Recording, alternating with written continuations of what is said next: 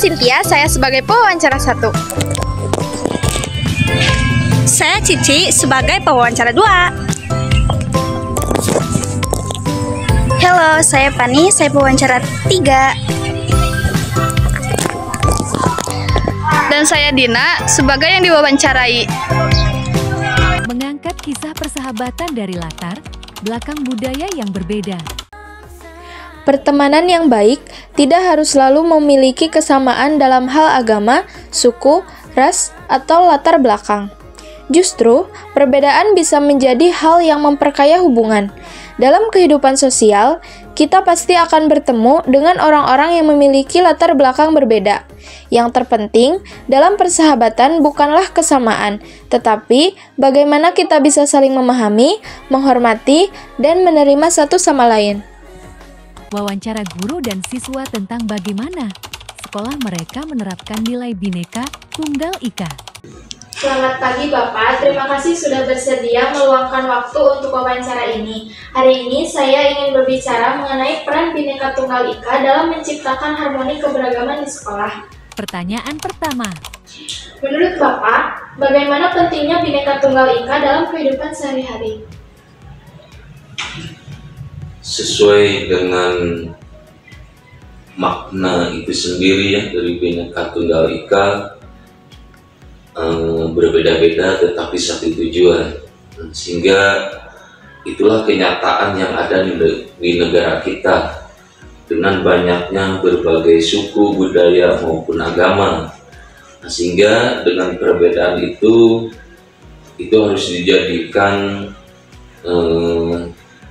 satu toleransi, jangan sampai memicu satu perpecahan, melainkan itu menjadikan satu kebersamaan untuk saling melengkapi satu sama lain. Mungkin itulah bagaimana pentingnya menerapkan Bhinneka Tunggal Ika dalam kehidupan sehari-hari. Pertanyaan kedua. Dan bagaimana cara sekolah menanamkan nilai-nilai Bhinneka Tunggal Ika kepada siswa? Jelas sekolah itu memiliki peranan besar ya, untuk menanamkan bagaimana sikap toleransi dan persatuan. Sehingga di sekolah itu bagaimana anak-anak atau siswa dan siswi itu diajarkan atau ditanamkan dari sejak dini bagaimana cara menghormati sebuah perbedaan. Mungkin itu salah satu cara bagaimana sekolah itu untuk menanamkan tentang nilai-nilai Bhinneka Tunggal Ika. Pertanyaan ketiga. Lalu, apa tantangan dalam menjaga keberagaman di lingkungan sekolah? Tantangannya itu bagaimana kita itu mencegah perbedaan-perbedaan itu menjadi pemicu sebuah konflik, sehingga pendidik itu punya tugas bagaimana membangun rasa saling menghormati dan menjaga nilai-nilai persaudaraan. Mungkin itu salah satu cara bagaimana menjaga keberagaman perbedaan. Pertanyaan keempat. Apa pesan Bapak untuk siswa agar tetap menjaga persatuan dalam keberagaman? Saya akan mengingatkan kepada anak-anak atau kepada siswa dan siswi satu hal yang perlu kita sadari, bahwa negara kita itu adalah negara yang kaya akan suku, budaya, dan agama.